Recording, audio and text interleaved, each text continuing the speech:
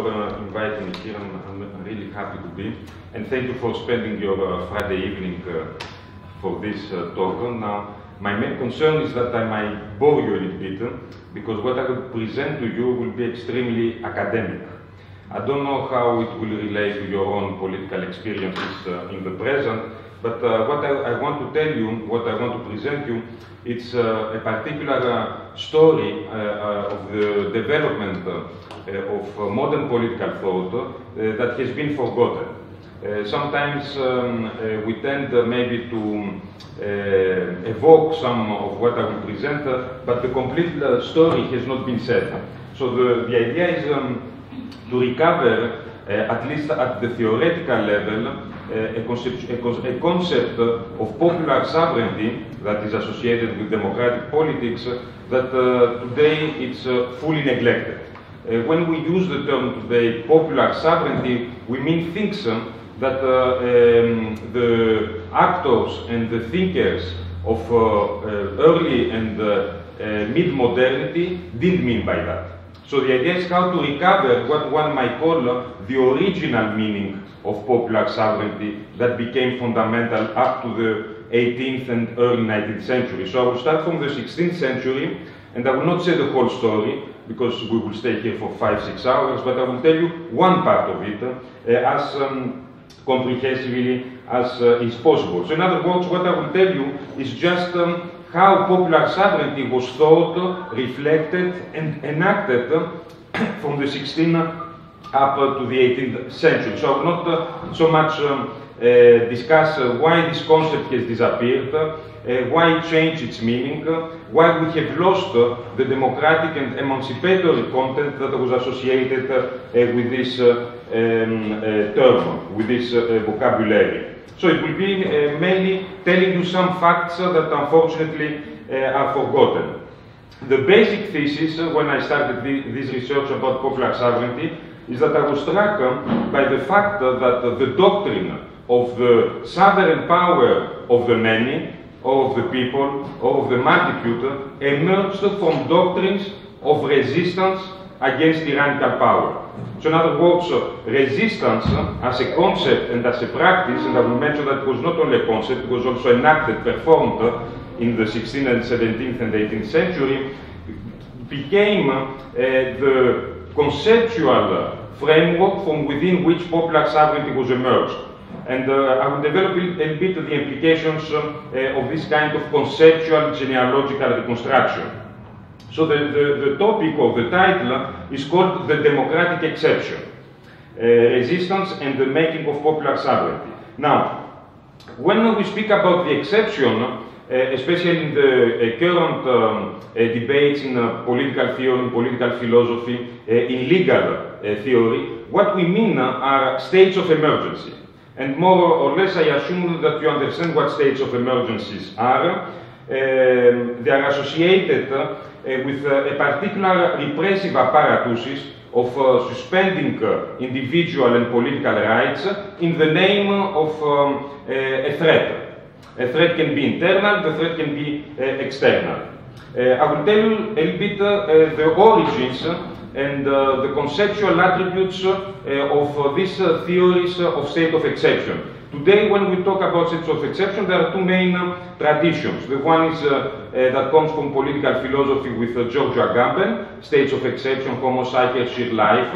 And the second is the one that comes from legal theory, what we call constitutional dictatorship, that is constitutional provisions that in moments of an extreme conflict, some freedoms are suspended and executive power takes over. So, in the tradition of political thought, from antiquity to modernity, the concept of this dictatorship names the solution to exceptional moments of domestic crisis. And the origins of constitutional dictatorship or states of exceptions, we find them in the history and the politics of the Roman Republic. In other words, the ancient Romans invented the concept and the office and the politics of dictatorship, dictatura. So in the Roman political tradition, grave dangers that imperil the survival of the Republic were met with a temporary state of emergency that came to be known as constitutional dictatorship. So despite difference that we have between legal theory, ancient history, and more contemporary philosophical approaches like Agamben, all these theories trace the state of exception to the Roman experience. So what the Romans did? You have the names, for example, of Cincinnatus, of Caesar, and I will say a bit more about the Roman tradition. In such grave emergencies that were usually identified as internal civil dissensions, or what the Romans called seditions, between usually the two social classes, the patricians and the plebeians, the Romans invented the institution of dictatorship. So when the struggle between the two social classes were deemed dangerous for the preservation of the Republic, the Romans declared an emergency. I'm going to mention to you the official Latin description of dictatorship. Dictatura seditione sedante e regenunda cosa. So, dictatura seditione sedante. That it's translated, the dictatorship for suppressing civil insurrection. This was the official name of the Roman state of exception. So what the Romans did? When there was a conflict, they appointed a dictator to protect the existing order, to eliminate internal threats, and restore the normal condition. So the dictatorial reaction of the Roman Republic was restorative, legal, and it involved the temporary increase and concentration of executive power that provisionally relaxed from legal limitations, executive power, initiating a suspension of freedoms and protections. So this Roman emergency office was unique in many ways within the Roman architecture of political power and authorities. In contrast to all other republican magistracies, dictatorship was non-collegial, it was personalistic, it was not shared among offices, it was unelected and not subject to the right of appeal. Now, the right of appeal was a very important political demand and protection that the plebeians had acquired in the early 5th century. Before the 5th century, when a plebeian, that's a poor, was accused by an aristocrat of committing a crime, immediately the legal system could punish the poor, the accused. But after some struggles in the late 6th century BC, the plebeians were able, it's what is called usually the first secession of the plebs, the plebeians were able to create an institution, to impose an institution on the patricians that was called the right of appeal. If they were accused by an aristocrat of violating the law, of being criminals, the plebeians could appeal to their own assemblies. And the assemblies could function as a popular jury protecting the body of the plebeian against the physical violence of the patricians. It's very similar to what happened in the 12th and 13th century in Europe with the idea of what I call a kind of early rule of law. The protection of the accused to be tried in front of a court of one's peers. So this is the right of appeal. So the plebeian appeals to one's peers against the accusations of the nobility. So the dictatorship, when there was a dictatorship, this right of appeal was suspended. In other words, the dictator could kill anyone he wished. There was no protection against the violence of dictatorship. And it was used against, in the name of the protection of the Republic against internal enemies. So, although a delegated office, dictatorship, and limited in time and function, dictatorship as a form and exercise of absolute power was considered by the ancient Romans to be royal, monarchical in origins, and in nature as well as in function. So, what was this Republican exception, against which the democratic exception emerged? This Roman theorization of the exception of the state of emergency represents one of the most enduring contributions that Republican doctrines, Roman doctrines, have made to modern political and constitutional theory. From the 16th century, it was medieval times, predominantly with Niccolo Machiavelli, we have the rediscovery of the concept of dictatorship that re-enters the modern political and institutional framework of what we might call the modern state. So in other words, the emergence of the modern state coincides with the reintroduction of dictatorial powers within Western politics or Occidental politics. And it became central to the understanding of what constitutes a danger, that is mainly class conflict, what is the solution, increase of executive power, and the idea that it will be temporary. Once the enemy is defeated, once the conflict is over, there is a return back to normalcy. It's very important that, to remember that the idea of dictatorship was intensely debated in the constitutional discussions during the most important revolutionary moments of modern politics, from the American Revolution, that is the revolution in the Northern American colonies, to the French Revolution, to the Haitian Revolution, and also to the Latin American revolutions of the 18th century. And after these revolutionary moments where dictatorship was debated, the concept and the term spread also to what became known as the left-right divide. So from the left divide, you know very well the theory of the dictatorship of the proletariat that comes from all this long tradition. The first thinkers that used the idea of the dictatorship in what later Marx and Lenin would develop was Robespierre, Babeuf, Buonarroti, and other early communist movements that endorsed the idea of the dictatorship of the proletariat as a transitional moment, usually called also socialism, that will defeat the reaction of the bourgeoisie, and it will establish the communist regime. So it's not that Marx invents the term dictatorship of the proletariat, he takes it from a long Jacobin tradition. This is the left appropriation of dictatorship. That is what one might call the revolutionary exception. Now there is also the right-wing use of dictatorship that happens exactly at the same time, and the most important thinker here is the Spanish politician and intellectual Donoso Cortés.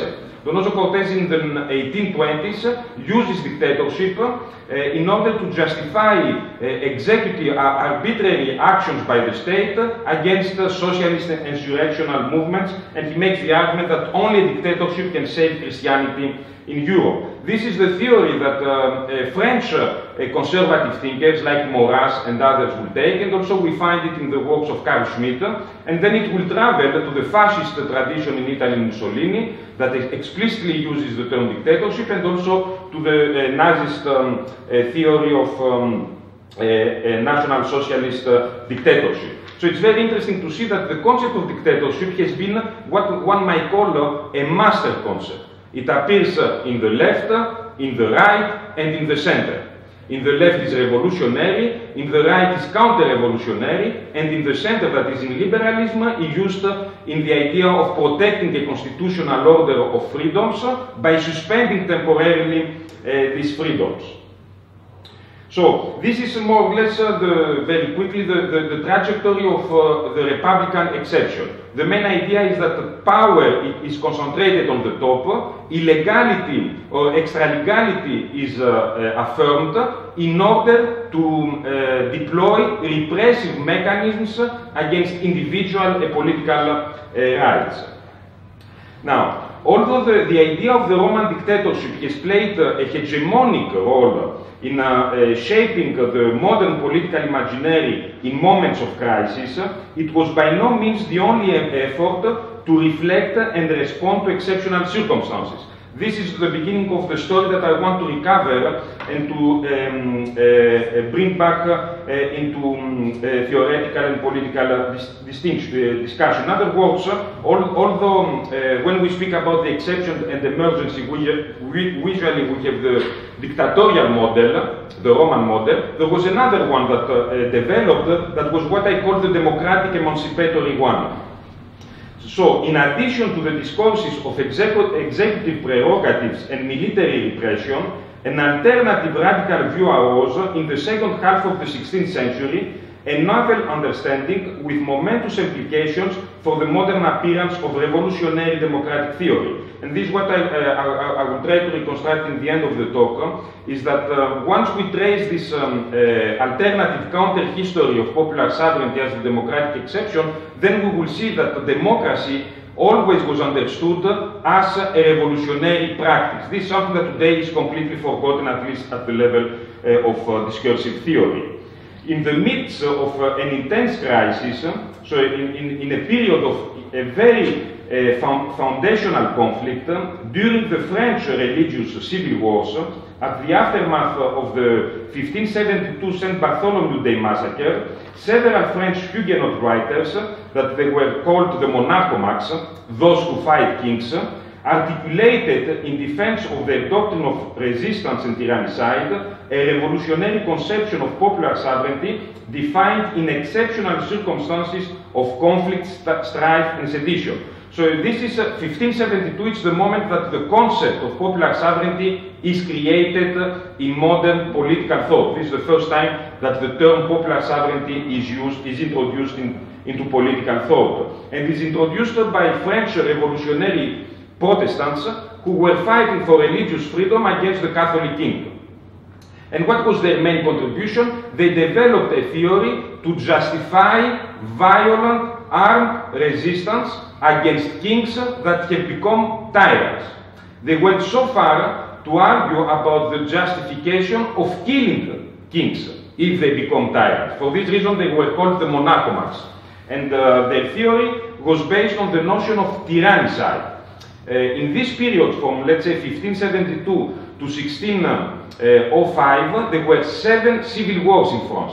And they were really bloody civil wars, so with the two armies organized against each other. The one was the French Catholics, and the other were the French Huguenot Protestants. So they tried to justify what they were doing. Imagine now 16th century, suddenly to rise against your king. It was not obvious. The king had a divine right to rule. It was the most extreme that you could do. So they had to find a normative justification, an explanation for what they were doing. And by finding this explanation, they gave birth to the theory of popular sovereignty. So popular sovereignty is born from within theories of popular resistance against tyrannical power. So for this new discourse, the exception, the moment of crisis, acquires a clearly revolutionary logic as it returns to the essential question of sovereignty and supreme power. The right of resistance becomes a problem of sovereignty to the degree that the decision about the exception becomes the decision for resistance and insurrection.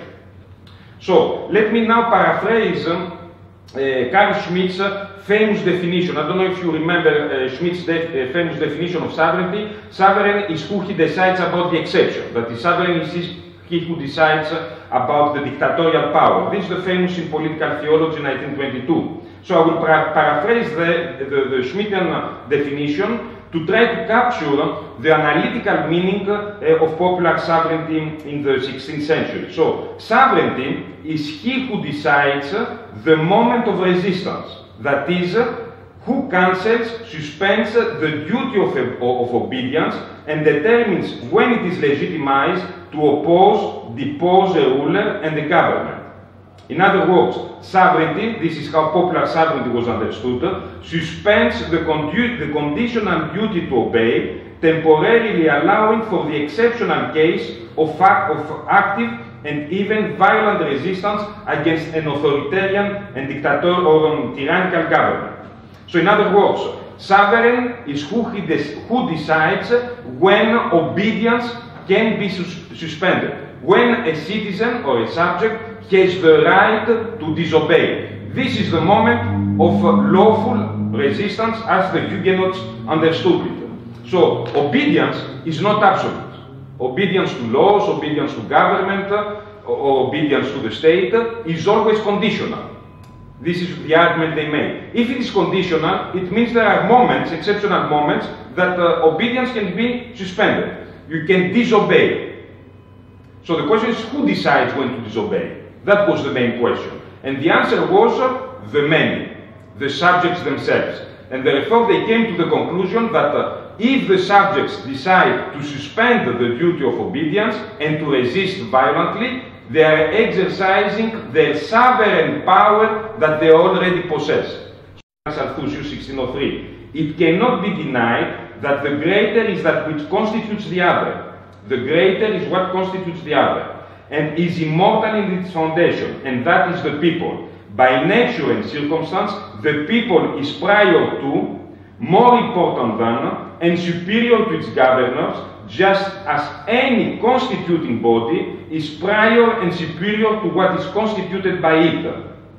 So from this theoretical formulation, we have a clear genealogical line from resistance to modern theories of revolution. Unfortunately, and this is the paradoxical factor, that these theories of democratic revolutions were abandoned both politically and theoretically because of the emergence of Marxist socialism that in fact replaced these theories with the theories of the revolutionary dictatorship of the proletariat, and later with Lenin with the theory of the revolutionary party.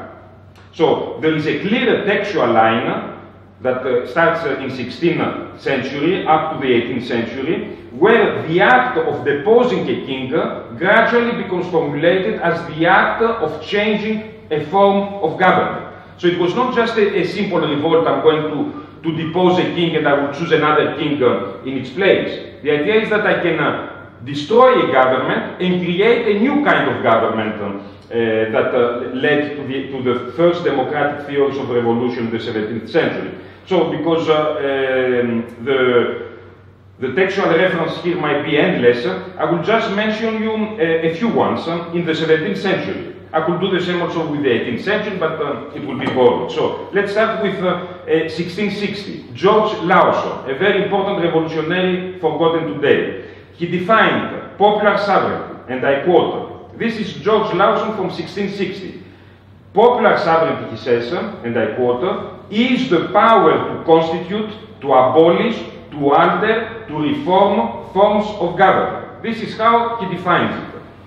John Locke, 1689. Usually we associate John Locke with the bourgeoisie or with bourgeois liberal thought, but things are more complicated. So, 1689, he said, it remains in the people a supreme power to remove or alter the legislative when they find the legislative to act contrary to their trust. So now it's not only the king that can act tyrannically, a parliament can also act tyrannically. And Locke says that when a parliament acts tyrannically, it remains to the people as a sovereign power to remove or alter it.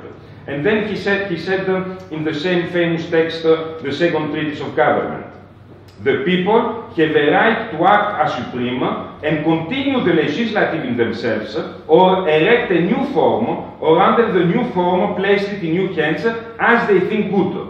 So that is the formulation that goes even further, because Locke probably is the first one to replace the term resistance with the term revolution. The term revolution appears explicitly in his text in 1689. I'm going to give you another text that usually also we associate with bourgeois politics, but again things are complicated. 1776, the Declaration of Independence in the North colonies of the British Empire. And I quote, that whenever any form of government becomes destructive of these ends, it is the right of the people to alter or abolish it and to institute a new government. The Federalist Papers, 1788.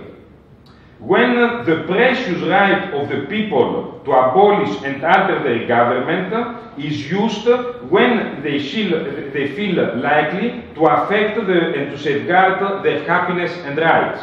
So what do we see, and then the same formulations appear in the early 19th century, but this time in Haiti, with the revolution of the Black Jacobins, and also in Latin America with the revolution of the Bolivian federal armies.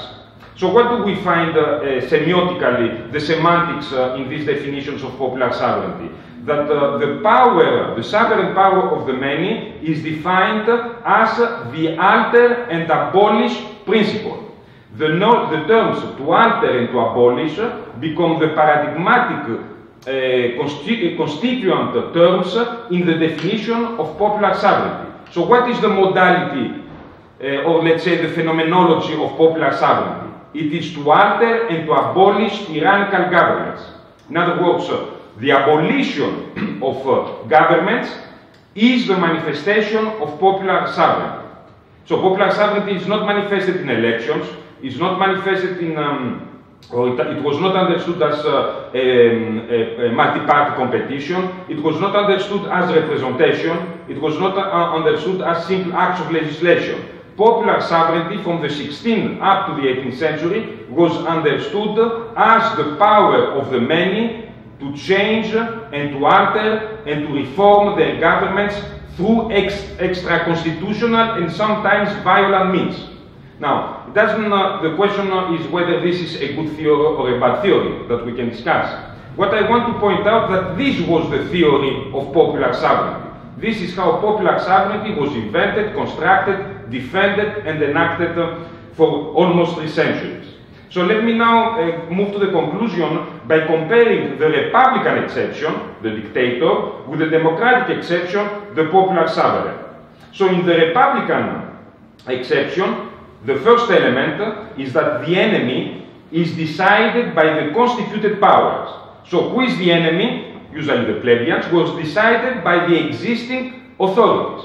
Who were the authorities? How it worked in the Roman Republic that was adopted also by Machiavelli and all the moderns. That when there is a conflict, a sedition, the Senate declares an exception. Then the two councils, that is the executive power, appoint a dictator. And the dictator is a person that is neither part of the Senate nor is a council. But all of this shows the coordination of the constituted authorities to define the enemy. The second element is that the threat is understood as sedition.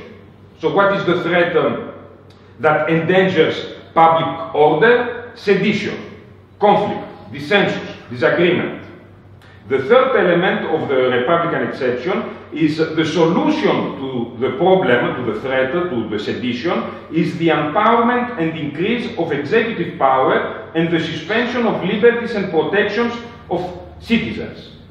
The fourth element is that the relationship between the dictator and the citizens becomes the relationship between the one, because the dictatorship was unified, concentrated power, against the many. So we have, in other words, the personalization of executive power in moments of Republican exceptionalism. The fifth element was that politics was reduced to a form of militarization and depolitization. One only has to read, for example, the histories of Titus Livy, of Dionysius of Halicarnassus, and of other ancient historians, where they describe moments of dictatorship, where they said that when a dictator was named, there was such a fear among the plebeians that they escaped the public space. So all the streets were empty. All the plebeians went into their houses because they were afraid to be killed by the dictator. So the dictator, the Republican exception, in order to have a conflict, to resolve a conflict, was to increase power to a degree of absolute fear. So it was fear that solved the question. Now let me give you also the historical record. The Roman Republic, the Roman political system that emerged in the 5th century BC and collapses in the 1st century BC with the civil wars between Caesar and Augustus, and in 32 we have the Principate. The Republic is over and Augustus takes over and creates a monarchy. So in 470 years, the Romans appointed 97 dictators. In other words, they had 97 exceptions. The question is how much exceptional this might be if it becomes like the norm. And here one has to think of Walter Benjamin's idea of normalizing the exception. The exception became normal politics, 97 dictators in 470 years. So how many, what is the count? One exception every, you can make it and you will see how common it used to be. What is now the democratic exception? if we should suppose it to these 6 elements of the Republican one. The first is that the enemy is decided by the people, that is, by the constituent power. It's not decided by the constituted powers, the Senate, the Council, but decided by the people themselves. The second element is that the threat is not now understood as the sedition, but the threat is the tyranny of the government. Sedition, and this is the third element, is the solution to tyrannical government. So in other words, sedition is the strategy of the many against the tyrannical practices of the government. In the Roman model, sedition is the problem and the government is the solution, the strengthening of the government. The third element, therefore, is that the democratic exception emphasizes the empowerment of the many and the suspension of governmental powers, not the disempowerment of the many and the increase of governmental powers, exactly the opposite. And the fourth element is that in the democratic exception, we have the many against the one. The fifth element is that the characteristic of the democratic exception is that the solution is the over-politicization and intensification of conflict, not depolitization and privatization. It's precisely to increase conflict against tyrannical governments rather than to increase governmental powers against social and political struggles. And the sixth element is that the goal is to protect freedom. Now, what was the goal of the dictatorial exception? To protect public order. So, the Republican exception is concerned about the primacy of order, and the democratic exception is concerned about the primacy of freedom. So, order versus freedom also divides the two paradigms. So, let's try a bit to conclude. According to the doctrine of popular sovereignty, as it was invented at that time, constituent power is the defining justification. So, why the many have the right to revolt? Because the many have the right to constitute the political forms and political authorities. So, it is during critical times of conflict and struggle that the meaning and value of democratic sovereignty is enacted and revealed, and not with ordinary consensual politics. So popular sovereignty manifests itself in moments of revolutionary insurrections. Popular sovereignty is predicated on crisis and emerges in crisis. The truth of sovereignty as constituent power appears in exceptional moments when the constituted order is delegitimized, divisions are politicized, and there is a split that becomes public between the many and the few, and existing structures and norms of authority are contested by political conflict. The democratic exception becomes the occasion for and the disclosure of the sovereignty of the many. The power of the people to constitute is a borderline concept located at the margins of normal politics, representing a popular threshold, a division and a dispute from which the meaning and logic of political freedom becomes fully exposed. Now, what might be the implications? This is what I'm telling you. It's not whether this is correct or wrong. I'm just recounting you how popular sovereignty was theoretically, politically, and consensually used the moment it was invented in the 16th century.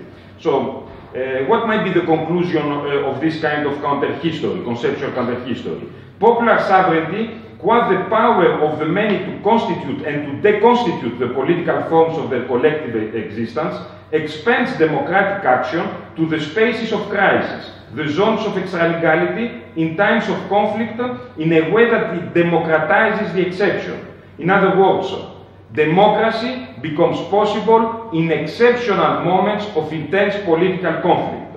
These are the moments that allow the popular sovereign to name the democratic experience of political freedom. That's it. Thank you.